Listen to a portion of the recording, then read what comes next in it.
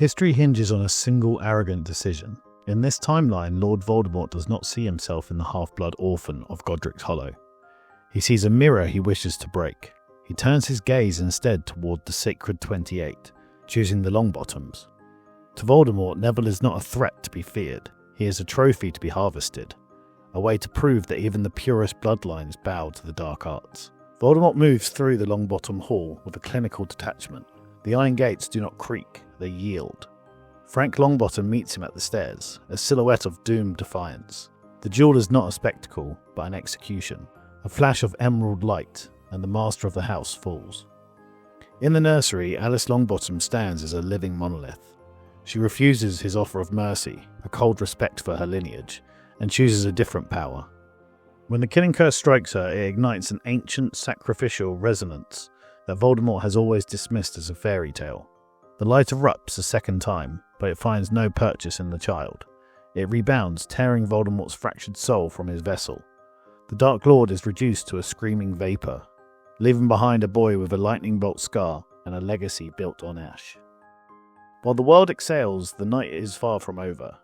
Driven by a jagged, frantic energy, the Lestrangers and Barty Crouch Jr. descend upon the Potter cottage. They expect to find a family paralysed by the news of their master's fall. Instead, they find a fortress. James Potter and Sirius Black stand shoulder to shoulder, the vanguard of the Order. The battle is a masterclass in coordinated magic. James uses transfiguration with the precision of a surgeon, while Sirius engages Bellatrix in a clash of the Black family legacy, fast, elegant, and lethal. Lily Potter operates as the tactical anchor, her shielding charms refracting dark magic back into the walls. The Lestrangers realise too late that these are not civilians. They are the elite. Cornered by the arrival of Auras and the crushing synergy of the Marauders, the night ends with the Death Eaters in chains. The two boys grow up in vastly different climates. Harry Potter is a child of the sun, raised in a home that vibrates with high-level magic. James and Sirius cultivate a prodigy. Harry learns to fly before he can run, viewing magic not as a mystery, but as an inheritance. He is the Prince of Gryffindor. Across the country, Neville Longbottom is raised by a woman made of flint and iron. Augusta Longbottom does not see a grandson, she sees a monument. On his 7th birthday, she hands him his father's wand. It is a heavy, rhythmic mismatch.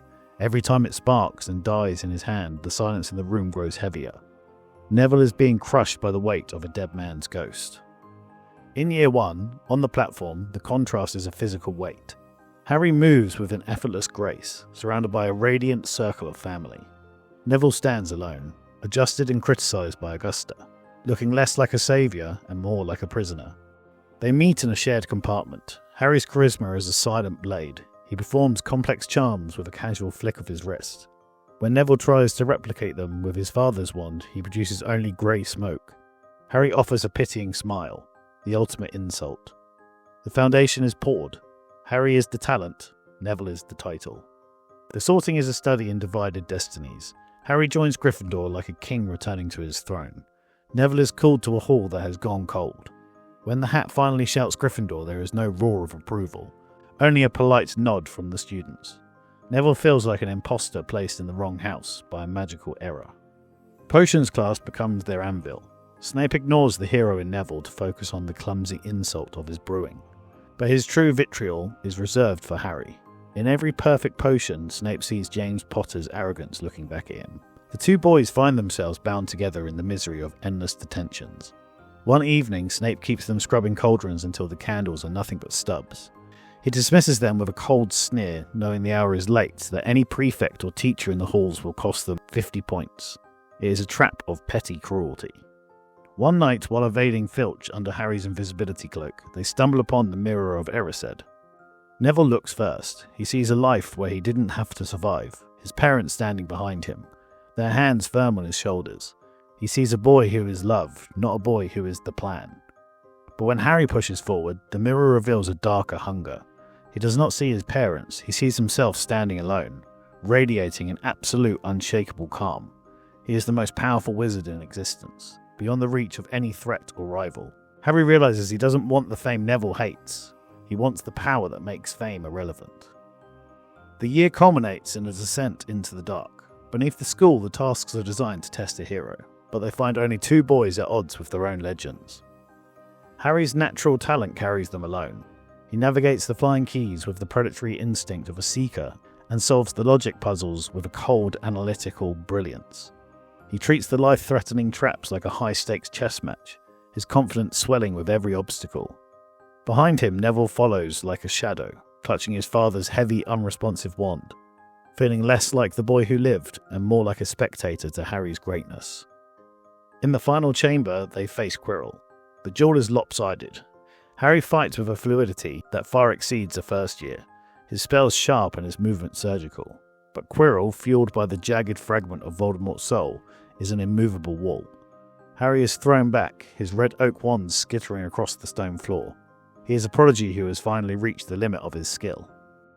As Quirrell moves to finish him, Neville lunges forward. He doesn't use magic, he uses himself. He tackles Quirrell, his hands latching onto the man's face. In that instant, the protection of Alice's sacrifice, the old magic, of a life given for a life, screams into existence. Quirrell's skin smokes and disintegrates wherever Neville touches him.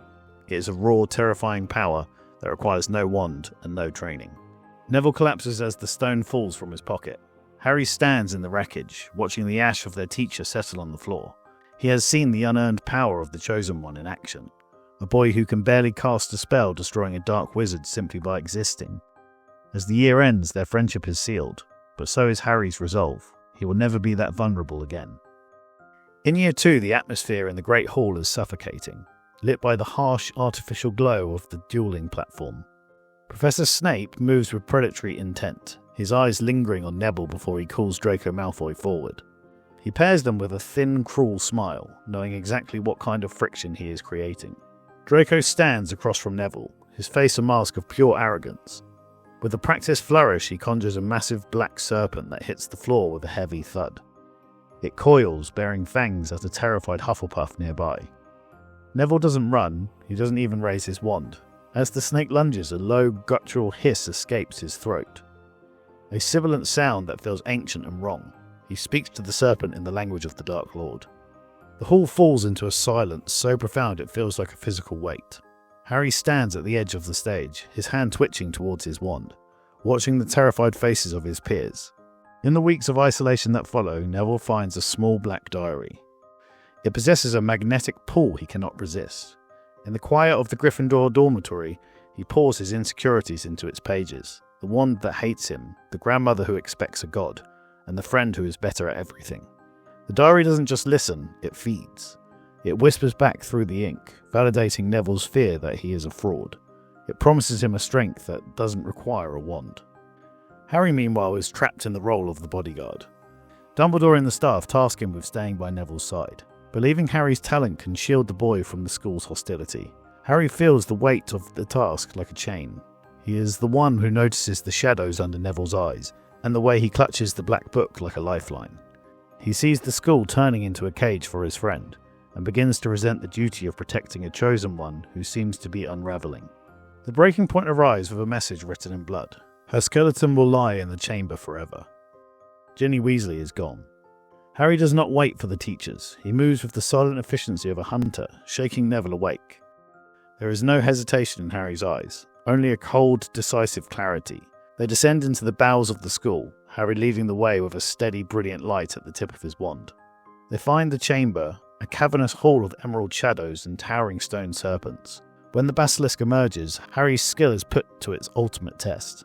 He moves with the speed of a seeker, dodging the giant serpent's strikes and firing piercing charms with surgical precision.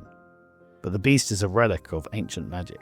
Harry's spells bounce off its scales like rain. He is fighting a war of attrition he cannot win, his breath coming in ragged gasps. Neville stands paralysed. Tom Riddle mocks him and asks what he expects to do against the great snake and the strongest wizard of their time. Neville looks at Tom Riddle and with a burst of courage tells him that Albus Dumbledore is the strongest wizard of their time. Just as the words leave his mouth, a great phoenix appears carrying the sorting hat and drops it at Neville's feet. He pulls out the sword of Gryffindor, and with his renewed courage he tries to cast a shield charm. But his father's wand simply sputters and dies. His burst of courage is over. The fear that has been simmering in him for years, fed by the diary and fueled by his own self-loathing, finally boils over. He doesn't find courage, he finds a raw primal breaking point. A scream of animalistic terror rips from his lungs. It isn't a spell, it is a tidal wave of uncontrolled magic. A shockwave of gold-white energy that erupts from his very core. The air in the chamber shatters. The shockwave is so violent it cracks the stone pillars and sends Harry flying backwards. The sword of Gryffindor gets caught up in the shockwave and sails directly into the basilisk's skull, falling with a sudden thud. Silence returns to the chamber, broken only by Neville's frantic sobbing breaths. Harry picks himself up from the debris. His eyes find the black diary lying near the unconscious Ginny, and the phantom of Tom Riddle flickering beside it. He reaches in the carcass of the basilisk and pulls the jagged bone free. With a single brutal motion, he plunges the fang into the heart of the diary. A horizontal scream of ink and light erupts as the memory is shredded into nothingness. Harry stands over the ruined book. Looking at Neville, a boy who doesn't even know how he did what he just did, Harry looks at his own wand, the tool he has spent years mastering. He realises it is nothing compared to the raw, unearned destruction Neville just unleashed. The friendship remains, but Harry's internal compass has shifted. He realises that talent and skill are just tools, but the power Neville holds is a force of nature. And Harry decides then he will find a way to bridge that gap. At the beginning of Year 3, the morning headlines of the Daily Prophet do not just report news, they scream it. Bellatrix Lestrange, the woman who nearly levelled the Potter cottage, has vanished from Azkaban. For the first time since the Halloween night, the Potter household is not a place of laughter, but a fortress. James and Lily move with a grim, practiced alertness, their eyes constantly scanning the tree lines. Hogwarts is no longer a sanctuary. It is a cage guarded by Dementors, blind, rotting sentinels that feed on the very misery Neville has carried since the nursery.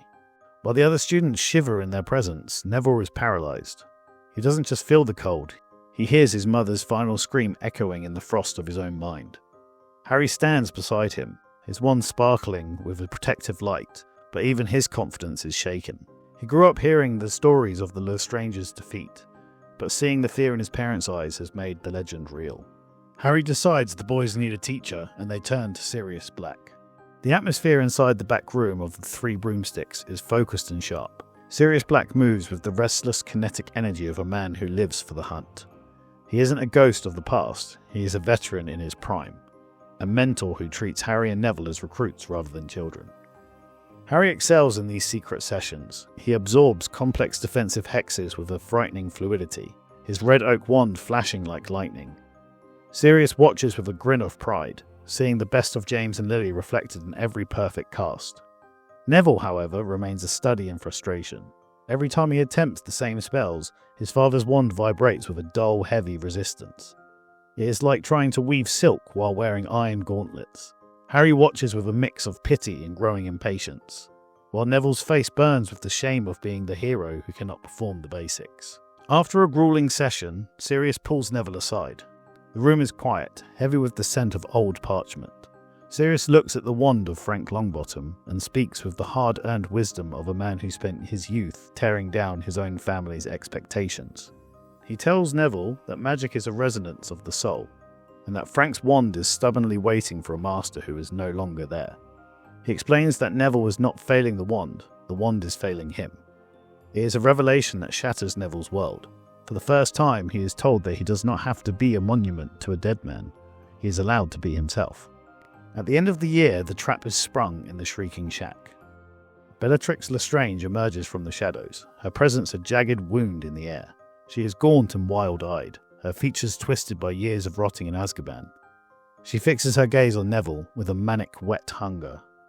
Neville, fueled by a sudden surge of defiance, raises his father's wand, but the wood sparks, a pathetic dying ember of magic that fizzles before it reaches her.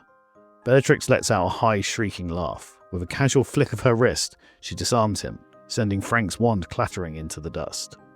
She mocks him with visceral cruelty, telling him how the Death Eaters spent their years laughing at the great saviour who was nothing more than a talentless disappointment. Harry steps forward, his face a mask of cold fury. He does not wait for an opening, he creates one. He engages Bellatrix in a high-speed duel that pushes the limits of his talent. He transfigures the debris of the shack into shields and projectiles, forcing the dark arts master to fight for every inch. But Bellatrix is a veteran of 1,000 battles. Her magic fueled by a madness Harry cannot yet comprehend. She finds the gap in his rhythm and strikes. A burst of dark purple light slams into Harry, throwing him back. His red oak wand spins across the floor, landing at Neville's feet. Neville lunges for it. The moment his fingers close around the wood, there is no stutter, no resistance. The red oak recognizes the raw, desperate intent behind his grip. As Bellatrix raises her wand to finish Harry, Neville unleashes a stunning spell. It is not the accidental blast of the chamber, it is a focused, brilliant bolt of white light. The spell hits Bellatrix with the force of a battering ram, throwing her through the timber of the wall and into the night. The silence that follows is absolute. Neville stands over Harry, the red oak wand still humming in his hand. He looks at Harry, who is staring up with a new, unsettling realization. Neville looks at his father's wand lying in the dirt, a relic of a life that isn't his. He realizes that the years of clumsiness were never his fault. As the term ends, Neville's path is clear. He isn't going back to his grandmother's house to be a statue. He is going to London to find a wand that answers only to him. As Year 4 begins, the air in Ollivander's shop is thick with the scent of dust and the silent hum of ancient magic. Neville Longbottom stands before the counter, his hands empty for the first time in his life. He has left his father's wand at Longbottom Hall, a relic finally laid to rest. The wandmaker moves with a haunting rhythmic grace. He pulls a slender box from a high shelf, his eyes clouded with memory. He reveals a wand of holly and phoenix feather. He explains through a wistful silence that this wand was once tried by another, a boy who walked into this shop 3 years ago with a heart of fire. The wand had nearly chosen Harry Potter, but at the last second it had pulled back, waiting for a different resonance. The moment Neville's fingers touch the holly, the shop doesn't just glow, it breathes. A fountain of gold and red sparks erupts, warmer and more certain than anything Neville has ever felt. This is the twin of the Dark Lord's wand. Neville is no longer wielding a dead man's history, he is wielding his own destiny. At Hogwarts, the Triwizard Tournament arrives as a storm of prestige and peril. For Harry Potter, it is an opportunity he has been waiting for his entire life. He is tired of being the bodyguard, the talented shadow to a clumsy legend. He wants a legacy that belongs to him, earned through blood and skill, not a scar he didn't ask for. Using a complex bypass, a combination of a weightless charm and a time-delayed confundus unearthed from his father's notes, Harry crosses the age line. He does it with a smirk, a marauder's spark in his eye. When the Goblet of Fire erupts, Harry's name is called as the official Hogwarts champion. He stands bathed in cheers, finally feeling like the hero the world sees him as. But the fire turns red once more. A fourth name drifts into the air, Neville Longbottom. The silence that follows is deafening. Harry's triumph is instantly curdled. He looks at Neville, a boy who didn't even want to enter, and sees the world's attention shift away from his talent and back toward Neville's luck. A quick question. Harry has spent 4 years proving his worth through pure skill and academic brilliance, while Neville has struggled just to cast a basic shield charm. Now, at the moment of Harry's greatest triumph, the legend of the boy who lived has overshadowed him once again. Do you think Harry's growing resentment is justified? If you were the most talented wizard of your generation, could you handle being the bodyguard to a hero who seems to stumble into greatness by luck? Let me know in the comments. Is Harry being a Snape bitter and ego-driven, or is he right to want a legacy of his own? One last quick thing. Less than 5% of you watching right now are actually subscribed. It only takes a second to hit that button. It's completely free, and it honestly helps me keep making these stories possible. But that's enough from me. Back to the video. Throughout the tournament, the divide grows. Harry performs with a lethal surgical brilliance. He outflies dragons and outwits the lake, his red oak wand a blur of high-tier magic. He is the crowd favourite, the true champion. Neville, however, is a revelation. With his new wand, the clumsiness has vanished. He moves with a quiet, steady power, his magic deep and resonant. He doesn't show off, he simply survives with the grit that Harry cannot replicate. They move through the task not as teammates, but as rivals locked in a race they both know will end in a collision. In the maze, Harry and Neville both reach the cup. Neville tells Harry to grab it, and for the first time sees how confident he has become. Harry tells him they should grab it together. When Harry and Neville touch the silver handle simultaneously, they are yanked through the cold void of a portkey, landing in a dilapidated graveyard thick with the scent of decay. The ritual is a nightmare of shadow and bone. Harry is bound to a headstone, forced to watch as the boy who lived is bled for the resurrection of a monster. Lord Voldemort rises from the cauldron, not as a memory, but as a physical horror. He ignores Harry at first, tracing Neville's lightning bolt scar with a cold skeletal finger. He speaks of the night in the nursery, treating Neville like a curiosity rather than a threat. But then Voldemort turns his terrifying gaze towards Harry. He doesn't offer the Cruciatus curse, he offers a terrifying kind of respect. He acknowledges Harry's talent, his pedigree, and the way he has been forced to play second fiddle to a weakling for 4 years. He plants a seed of poison in Harry's mind, whispering that Dumbledore is using him as a shield for Neville, that the wizarding world would rather worship a lucky orphan than follow a powerful leader. The escape is a blur of red and green light. The twin wands of Neville and Voldemort lock in a golden dome of Priori Incantatum, the ghosts of the past rising to hold back the dark. Neville's face is set in a mask of grim determination, his holy wand vibrating with the strain. With the Dark Lord distracted, Neville grabs Harry, they catch the portkey and tumble back onto the Hogwarts grounds. As the year ends, the world is at war, but the real casualty is the bond between the two boys. Harry stands on the battlements, looking out at the horizon. He doesn't see a friend in Neville anymore, he sees an obstacle. He hears Voldemort's voice in the back of his mind, a constant low hum telling him that in the war to come, talent will matter more than legends. And for the first time, Harry finds himself agreeing. In Year 5, while the Ministry of Magic sinks into a swamp of bureaucratic denial, Harry Potter retreats into a profound, calculated isolation. He no longer walks the corridors with the easy confidence of a prince. He moves like a ghost, haunting the restricted section. He is obsessed with a myth, the Wand of Destiny. While Neville approaches him about the DA, a secret society to teach the students how to defend themselves, Harry dismisses it with a cold disdain. To Harry, Neville is teaching parlour tricks to children.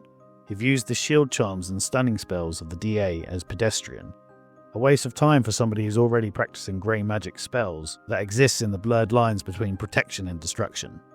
Harry isn't interested in defending the school, he is interested in mastering the forces that threaten it. He builds a fortress around his own mind, a scholar of the forbidden who views the coming war as an academic challenge rather than a moral one. In the hidden sanctuary of the Room of Requirement, Neville Longbottom finally finds his voice. For years he was the boy who stuttered, the boy whose wand resisted him. But with his holy wand and the urgency of Umbridge's regime, the clumsiness is buried away.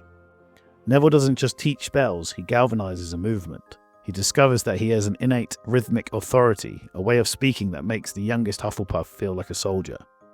As he stands at the front of the room, directing the flow of silver light from 20 different Patronuses, the world finally begins to see the man he is becoming. He is no longer the boy who lived, because of a mother's sacrifice. He is the leader of the resistance, because of his own grit. His confidence blooms not from fame, but from the realization that he can protect the people he loves. The divide between the two boys is now a physical chasm. Neville spends his nights in the Room of Requirement, surrounded by the warmth of friends and the shared purpose of survival. Harry spends his nights alone under the flickering light of a single candle, his fingers tracing the sketches of a gnarled elder wood wand in a forgotten book. Neville watches Harry from across the Great Hall with a heavy heart, reaching out a hand that Harry constantly refuses to take. Harry looks back with a mix of pity and frustration, seeing in Neville a hero who is too focused on the people and not enough on the power. At the start of Year 6, Dumbledore, sensing the fraying threads of the prophecy, brings the two boys back together in his office. The air is thick with the scent of silver instruments and cold dread. Dumbledore reveals the truth of the Horcruxes, the anchors of Voldemort's immortality. He lays out the wreckage on his desk, a grim collection of trophies. The ink-stained diary, the cracked stone of a gold ring, the mangled golden cup, and a broken silver diadem. Dumbledore explains to a stunned Neville that the cup was retrieved after a brutal, prolonged interrogation of Bellatrix Lestrange, a lead that only became possible after Neville defeated her in the Shrieking Shack.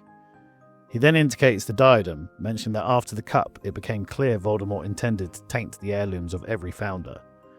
He reveals he sought out Helena Ravenclaw herself, and the ghost finally confirmed his suspicion, leading him to the hidden relic. Dumbledore places the fragments into Neville's hands, tasking the boy who lived with the burden of the protection. Then he gestures to the wall. There, gleaming in the torchlight, hangs the sword of Gryffindor. Dumbledore reveals that this ancient blade is the only weapon in their arsenal capable of destroying these anchors. Neville accepts the mission with a grim, steady resolve. Harry watches his exchange in absolute, chilling silence. He is not given a task, he is not given a weapon. He is merely the witness to Neville's ascension. In the months that follow, the ice between the two boys finally begins to melt, or so Neville believes. Harry begins speaking to him again, their conversations stretching late into the night. They share meals, they practice advanced charms, and they walk the grounds as they did in their first year. Neville is overcome with relief, believing his best friend has finally found his way back. They move through the castle in perfect lethal harmony, working with Dumbledore to track the next Horcrux. The tension that defined their relationship for years seems to vanish, replaced by the bond of two soldiers. The mission to the cave is a grueling display of teamwork. Harry's grey magic provides the offensive edge against the rising tide of Inferi. Neville provides the defensive anchor, his shield charms holding firm against the darkness. They retrieve the locket, but the cost is great. Dumbledore is drained, his movements slow and his breathing shallow. He is a god in decline as they return to the school, the weight of the Horcrux and the cursed potion dragging him toward the end. They arrive at the Astronomy Tower. The air is cold and the school is silent. Dumbledore collapses against the stone ramparts, his strength spent. As Neville turns to help the headmaster, Harry moves with a predator's speed. In one fluid motion, Harry disarms Neville. The holy wand flies into the darkness of the grounds below. Before Neville can even gasp, Harry hits him with a full body bind curse. Neville falls, stiff and frozen. Harry then throws his own invisibility cloak over Neville's paralysed body, hiding him completely from Dumbledore. Only then does the heavy thud of boots echo on the stairs. A group of masked Death Eaters burst onto the tower.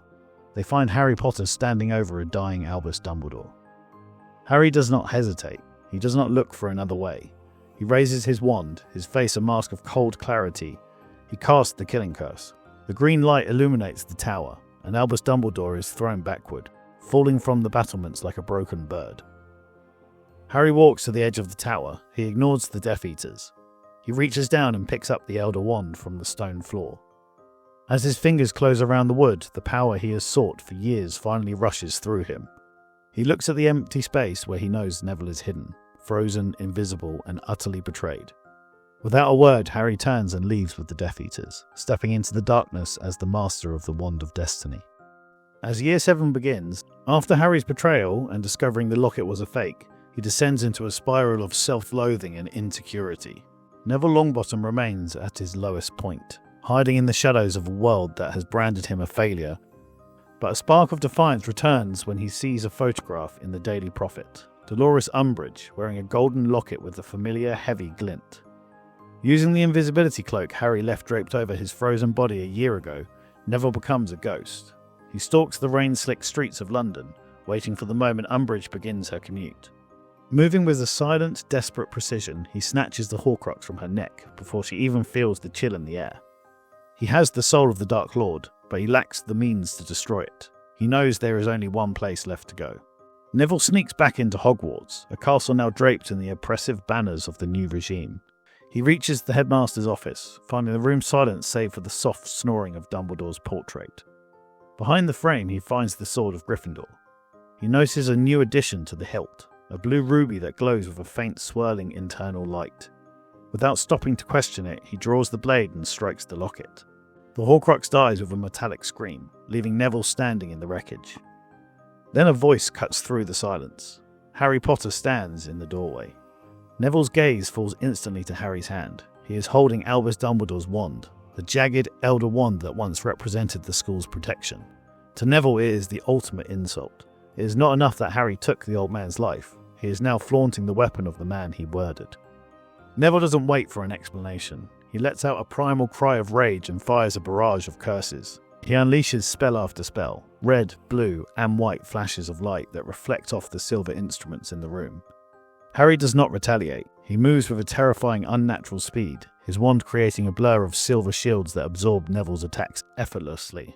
Neville continues to fire, his movements frantic and fueled by grief, screaming at Harry to fight back, to show the monster he has become. Finally, Harry fires a single concentrated beam of light. Their spells collide in the centre of the room. For a heartbeat, they are evenly matched. Neville feels a surge of hope, but then Harry's magic begins to swell, pushing Neville back. Just as Neville's strength fails, something impossible happens. The Elder Wand, the wand Harry supposedly murdered for, suddenly stops. It stutters as if rejecting its master, and in a flash of white light it flies from Harry's hand directly into Neville's. Neville fires a final decisive spell, knocking Harry unconscious. Neville ties Harry to a chair in the centre of the room. Before he can act, a booming, sibilant voice echoes around the grounds. Lord Voldemort has arrived. He demands that Neville Longbottom be delivered to him. Professor McGonagall appears, her face set in grim lines, telling Neville that the school will fight. The bridge to Hogwarts becomes a gauntlet of stone and fire. Neville stands at the centre, his chest heaving, his holy wand gripped so tightly his knuckles are white. Across the span, Voldemort glides forward. Neville hurls everything he has, defensive hexes, piercing charms, and bursts of light. But the Dark Lord does not flinch. He bats Neville's spells aside with a flick of his wrist. The familiar sinking sensation of his childhood returns. It is the feeling of the boy who melted cauldrons, the boy whose magic stuttered under the cold gaze of his grandmother. As Voldemort unleashes a wave of jagged purple light, Neville's holy wand vibrates with a sudden resistance. The ground shatters. In the chaos, his holy wand, his first true partner, slips from his fingers and clatters into the abyss below. Defenseless, Neville pulls out the Elder Wand. He levels it at the Dark Lord, praying for the ultimate power, but the wand is a dead thing in his hand. It produces only a spray of cold grey sparks. It feels exactly like his father's wand, alien, heavy, and stubbornly silent. It is a lead weight that mocks his lack of confidence. Just as Voldemort raises his hand to finish the duel, a wall of living light erupts behind Neville. McGonagall, Flitwick, and Sprout stand in iron-willed defiance. They weave their collective magic into a massive, translucent dome of gold and silver. Neville is pulled back behind the shimmering line. Outside, Voldemort waits at the edge of the light. His voice, magically amplified, crawls through the shield. He gives them 20 minutes. 20 minutes before he breaks the world. Neville stands in the dirt of the courtyard, the useless Elder Wand shaking in his hand, and begins the long, hollow walk back to the headmaster's office. Neville stumbles back into the headmaster's office, his breath coming in ragged gasps. The Elder Wand is a dead weight in his hand, as unresponsive as the father's wand that haunted his childhood. Harry remains bound in the centre of the room, his face a mask of exhausted clarity. He does not struggle against his bonds. Instead, he shifts his gaze towards the sword of Gryffindor resting on the desk. Neville follows the look, his eyes landing on the blue ruby at the hilt. It does not glitter like a gem, it hums with a silver-blue internal light, a vessel for a memory, forged into the steel itself. Neville pries the stone from the crossguard and tips the liquid light into the pensive. The silver water ripples, pulling him down into the silence of the past. The memory opens at the start of their 6th year. Dumbledore stands by the window of this very office, calling Harry back as Neville leaves. The air is heavy with the scent of silver and ancient dust. Dumbledore gestures towards the jagged elder wood wand on his desk, acknowledging the hunger he sees in Harry, the search for the ultimate weapon. The headmaster reveals the cost of such a pursuit. He lifts up his right hand, showing a blackened, shriveled husk of dead flesh. He recounts his own desperate search for the Deathly Hallows, his desire for the Resurrection Stone to see the ghost of his sister, and the curse that was the price of his arrogance. Then the narrative shifts to Neville.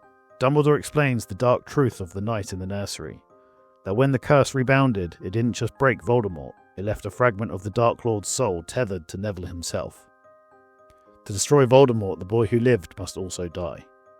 Neville watches as Harry first stares in silence, then erupts with a barrage of insults, shouting at Dumbledore that he is as bad as Voldemort, and that Neville is an innocent, unwilling participant in this whole charade.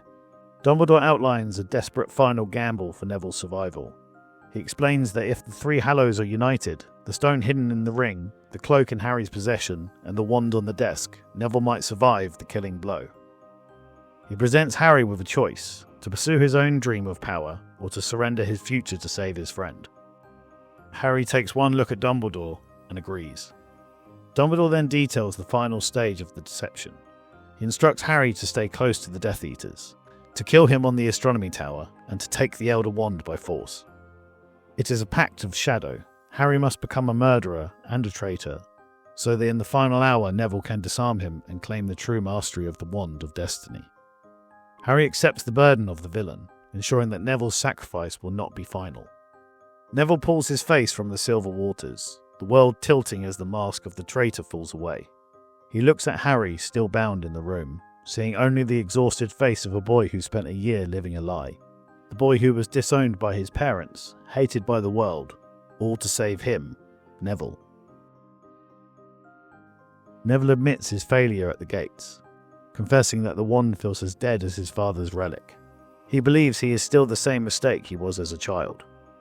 Harry does not look at him with a pity. He speaks with a steady intensity, explaining that the wand isn't failing because of a lack of power, but because of a lack of belief. He points to the elements now gathered in the room: the stone, the cloak, and the wand. He explains that the wand's allegiance shifted the moment Neville disarmed him an hour ago, just as Dumbledore intended. But it requires intent. Neville is the first wizard in history to truly master all three Hallows through the necessity of sacrifice. The air in the office vibrates. The 20 minutes are up. The golden dome of the protection barrier shatters like glass. The time for secrets is over. Neville steps out into the massive courtyard. Across the expanse, Voldemort stands at the head of his army. Neville does not run. He begins to walk a steady, casual pace. There is no tremor in his hands. Voldemort flicks his wand. Purple light screams across the yard. Neville raises the Elder Wand in a lazy arc. The curse shatters. Voldemort sends a torrent of fire. Neville dismisses it with a sharp flick. The Dark Lord unleashes pulsating black energy. Neville blocks it with a resonant clang of magic. A look of genuine worry flickers across Voldemort's face as Neville draws closer. In desperation, Voldemort screams the killing curse. A jet of green light tears through the air. Neville does not block. He takes the blow directly to his chest. He is thrown backward, hitting the stone with a final thud, a cheer erupting from the Death Eaters. Then, Neville stands up. The cheer turns to a suffocating silence. The Horcrux has been purged. Neville continues his relentless advance. Voldemort is now visibly afraid. Nagini lunges from the shadows, her fangs bared, but she never reaches him. Harry Potter appears from nowhere, dropping the cloak and swinging the sword of Gryffindor in a brutal arc. He slices the serpent in two, and it evaporates into nothingness. Voldemort is alone. He sends one last curse at Neville, but Neville counters with a beam of pure white authority. The curses meet, but Neville's magic is a rising tide, pushing the connection back towards the Dark Lord. The white light hits Voldemort square in the chest. There is no body. Lord Voldemort simply evaporates into grey ash, carried away by the morning wind. As the dust settles, the wizarding world begins to breathe again, but the air is different now. It is heavier. The survivors look to Neville Longbottom. To them, he is a living miracle, the boy who lived, the boy who took the killing curse and stood back up. They will build statues of him in gold and marble. They will write songs about the hero of the bridge. They see the title, but they are blind to the cost. Neville stands at the centre of the cheering crowd, but his gaze is fixed on a single silhouette standing at the edge of the Great Hall's ruins. Neville looks at his friend and sees the truth that will never be printed in the Daily Prophet. He sees the surgical precision of Harry's betrayal. He realises that while he was learning to be a hero, Harry was learning to be a necessary monster. Harry didn't just save Neville's life, he saved his innocence. He took the blood, the treason, and the hatred of a nation upon himself so that Neville could remain the pure saviour the world required. Harry's dream of power was never about a throne, it was about the sovereignty of the shadow, the ability to control the dark so the light never has to see it.